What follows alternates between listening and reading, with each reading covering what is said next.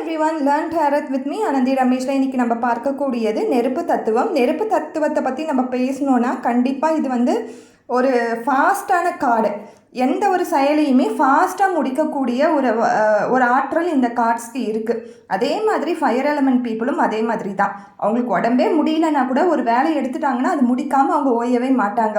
அவங்க பேச்சுமே அதே மாதிரி தான் இருக்கும். நெகட்டிவ் சைடில் பார்க்கும்போது ரொம்ப அக்ரெசிவ், ஈகோயிஸ்டிக் இதெல்லாமே அவங்கக்கிட்ட தான் நம்ம பார்க்க முடியும்.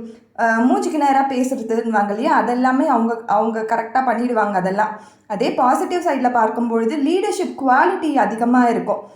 ஒருத்தவங்க கிட்ட இருந்து வேலை எப்படி வாங்குறது, தன்மையாக அவங்கக்கிட்ட எப்படி பேசுகிறது, ஒரு எப்படி சொல்கிறதுனா ஒரு கட்டளை கூடிய அன்போடு அவங்க பேசி அந்த வேலையை முடிப்பாங்க.